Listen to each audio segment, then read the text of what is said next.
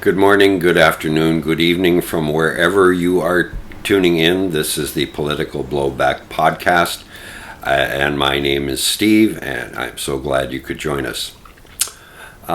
This presentation that I'm about to make is probably unlike most presentations that I have made. And I had some reservation about actually doing this, but I have decided to do it. And the reason I have decided to do it is it's very important to people. This is the factor that motivates me as a podcaster. This is about people. Let me share with you what this is not about. I mean, this is a relatively new podcast. And, like every podcaster, yes, I would like likes and I would like subscribers and I would like to build this brand of this podcast. But that's not really what motivates me. What motivates me is people. I believe that people should have health care, and it should be universal, and no one should be denied the right to health care. Nobody should have to go bankrupt and squander a lifetime of savings because they get sick. No one should have a $200,000 medical bill that essentially incapacitates them economically. Nobody should have to pay exorbitant premiums and pay the shareholders of the hospital that they're being treated at. Bear with me. That's not the purpose of this presentation. I was in my yard and I was removing dandelions from the backyard. I'm not really worried about the bees because they've got the whole neighborhood is just covered in them.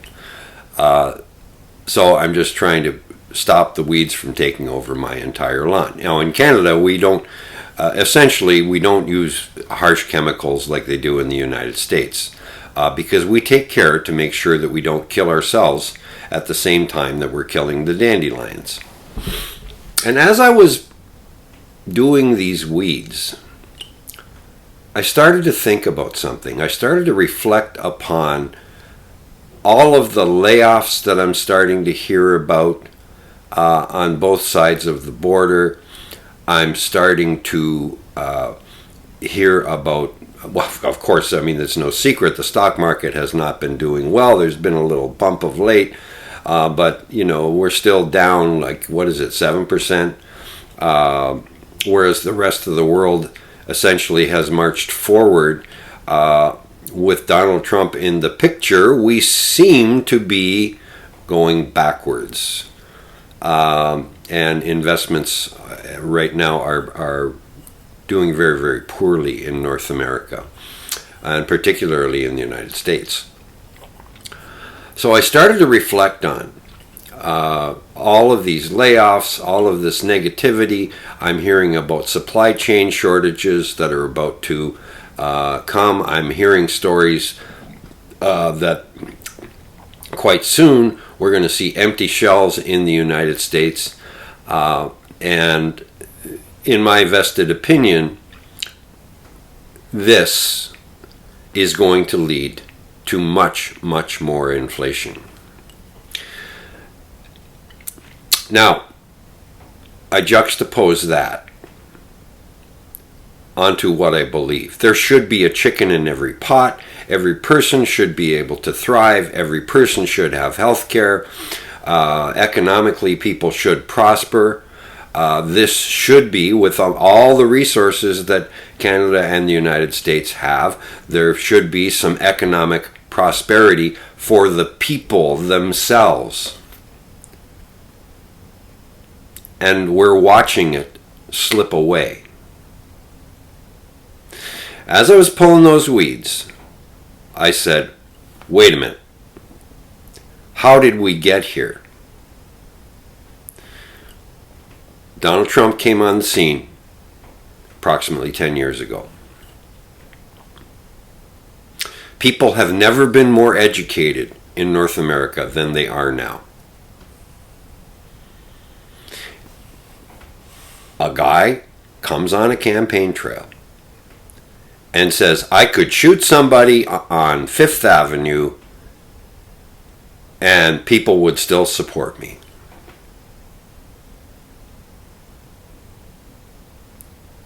Same guy said that the press was fake. And I started to get the impression that everything in this world was fake, according to him. And he was the only remaining piece of reality that was available for people. And even though we are so highly educated, half of the country in the United States and probably half of the country in Canada waved their college diplomas in the air and said, yes, that's right. Even if you shot somebody on Fifth Avenue, we'd still support you. And we're going to wave our college diplomas once again because you are the only one that's real and everybody else is fake. Brothers and sisters, that's how we got here.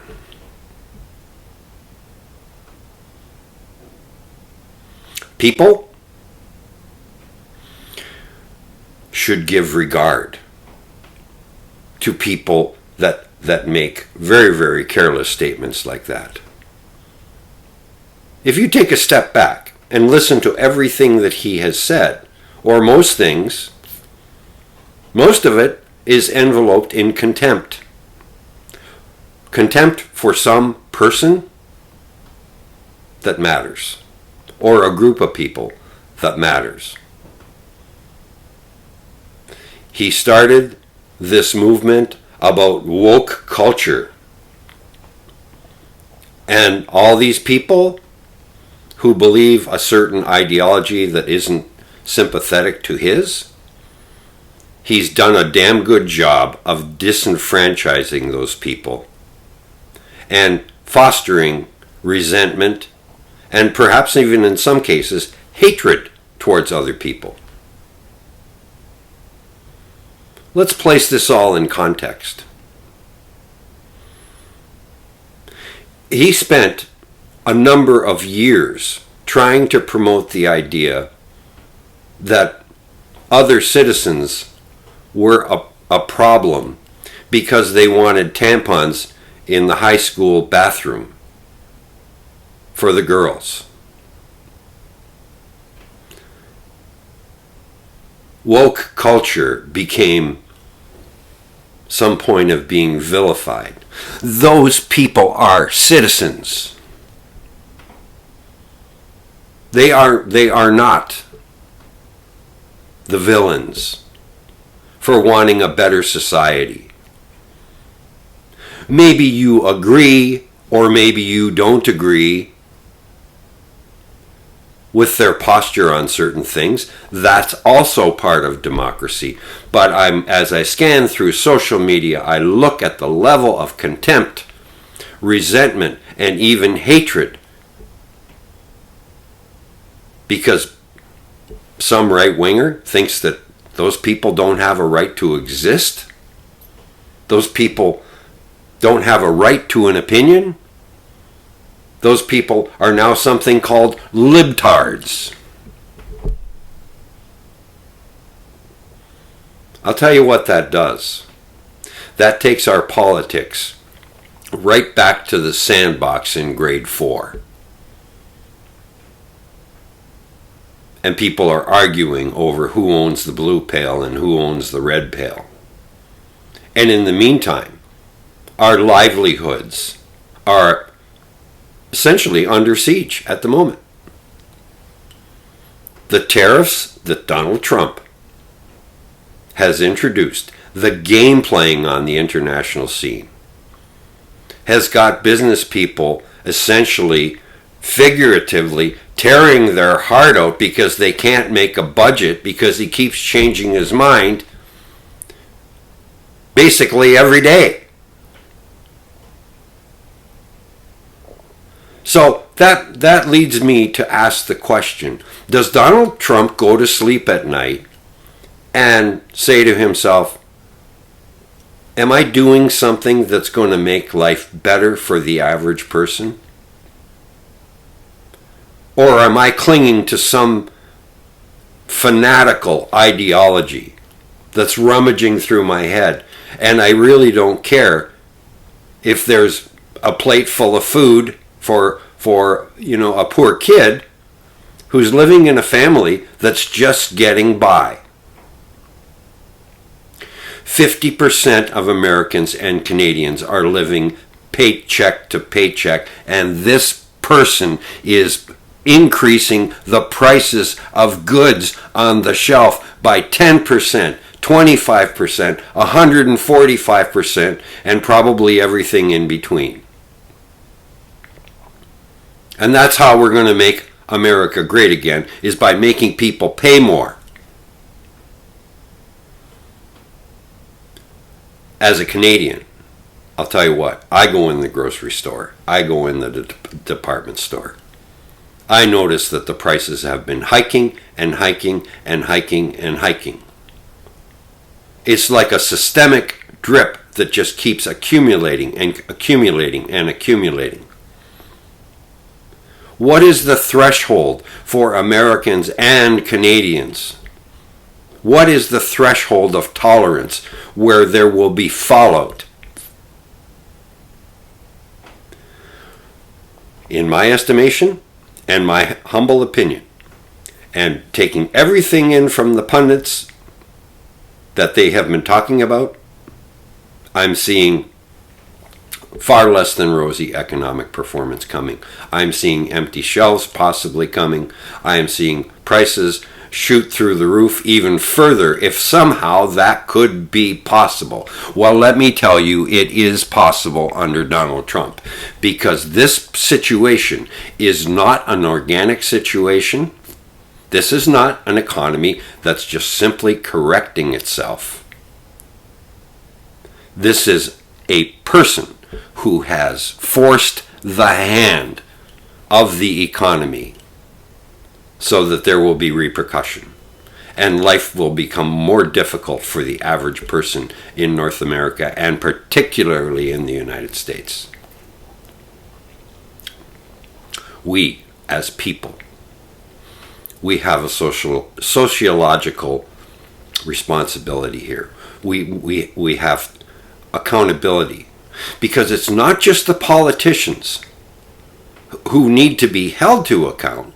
And quite frankly, I think that people in North America, particularly in the United States, have done a very, very poor job at fostering accountability. Someone else will write that letter to the congressperson. Someone else will write that letter to the member of parliament.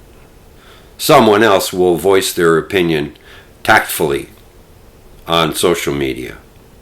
Someone else will do it. And now we have these podcasters. I'm seeing some of these podcasters who have thousands, hundreds of thousands, millions of subscribers. I should be so lucky to get a fraction of that. But this is not about me. These people have come out and stated unequivocally that they were putting their support behind Donald Trump. And their lemmings they lapped it right up. And now the chicken is being called home to roost. I don't see too much backtracking from those podcasters, to be quite frank with you. They need to have accountability as well. So people fall into one of two categories. And as this economic challenge starts to intensify, I think every person needs to be cognizant that they are either part of the problem or they are part of the solution. The people that have the energy to speak back, the people that have the energy and the means to write to their member of parliament or go on social media and state the obvious. This is not organic. The economic challenges that are coming is not organic. This is caused by someone in power in the United States. And it's affecting us all, and it's affecting the world. 38% of Americans still support him. My question is, why?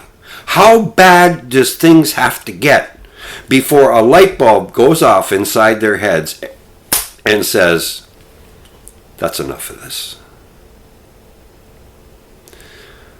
I hope I've given you something to think about. This is a bit of a rant, and I apologize. I would greatly appreciate it if you would like and subscribe this video, and if you could share it, even better. But I'd like to say this. We need the voice of the people to stand up for the people, not to stand up for a politician. We need to stand up for the people. My neighbors, my friends, your friends, the people that live across town, the people that live across the country, province, or state. These people matter. The choices that they have, that the leaders, especially in the United States, have made, have been, in my estimation, beyond the pale in being egregious and faulty and serves nobody. It's time to spread the word, folks. Have a great day.